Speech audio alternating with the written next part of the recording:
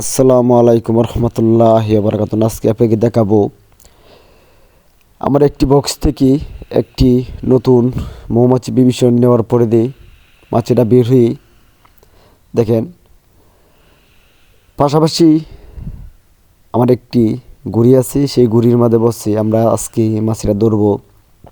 দেখেন কিভাবে আমরা মাছিটা ধরি, খুব সহজ মাছি ধরা। দেখেন খুব সুন্দর করে আমরা মাছিটা নেটবন্দি করে নিলাম। আরেকটি বক্স আমরা বাড়াইতে পারলাম এবং সেই মাছিটা ধরি। আপনারা কীভাবে শিওর হবেন যেটা আমাদের রানী আছে কিনা সে বিষয়ে আজকে আপনাকে দেখাবো। দেখেন কিছু সংখ্যা মাছি বাইরে রয়েছে, কিন্তু আমি দেখার চেষ্টা করতেছি আমরা রানীটাও কি বাইরে রয়েছে কিনা।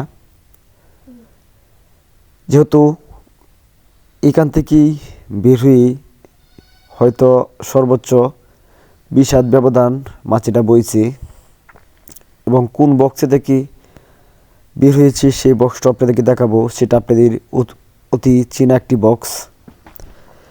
এই বক্সটির নাম হলো আশ্চর্য বক্স, এটা আপনারা জানেন এবং আপনারা দেখেছেনও। এই বক্সটি খুবই সুন্দর একটি বক্স।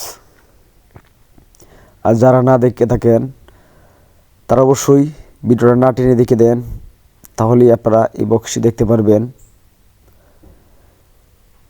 এটি ফ্রন্ট ফ্রেমের একটা বক্স, বিশাল একটি বক্স। সেই বক্সটির থেকে দেখেন আমি আপনাদেরকে বক্সটির দ্বারা নিয়ে যাচ্ছি।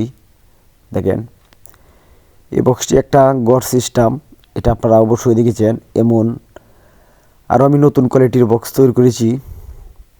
দেখেন এইখান থেকে বের হয়ে এই জায়গায় বসছিল।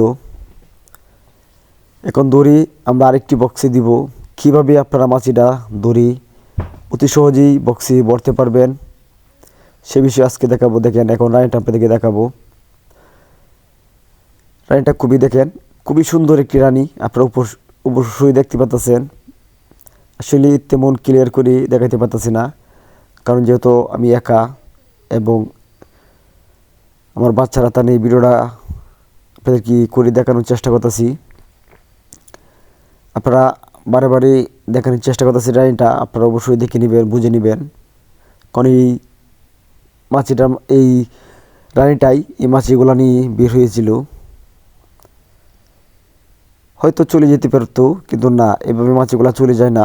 দেখেন আমরা এই বক্সটির মধ্যে অতি সহজেই কীভাবে ভরি। দেখেন আমরা নেটটি যখন বক্সে ঢুকিয়ে নিলাম, ঢুকিয়ে নেওয়ার পরে দিয়ে দেখেন এবার সুন্দর করে আপনারা জাকি দিবেন। জাকি দেওয়ার পরে দিয়ে আপনারা বক্সে যখন মাছিগুলো পড়ে যাবে তাহলে অটোমেটিকই মাছিগুলা আপনার বক্সে চলে যাবে। দেখেন একটা ফুল ফুটিয়ে দিয়েছি, আসলে এটা চাপকায়া হাতে আমার ফুলটি ঢুকে গেছে। যাই হোক, সমস্যা নাই। এবং আমি একই জায়গায় কতগুলা বক্স আমরা পালি সেটাও আপনাদেরকে আজকে দেখাবো। এই জায়গায় আমার কতগুলো বক্স আছে।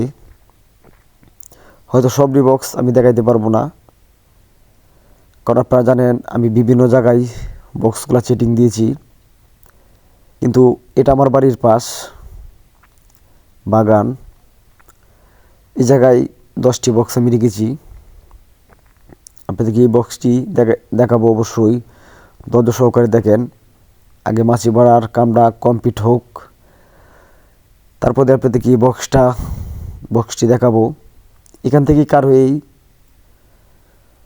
অত 5-8টা বক্স আপনারা দেখাইতে পারবো।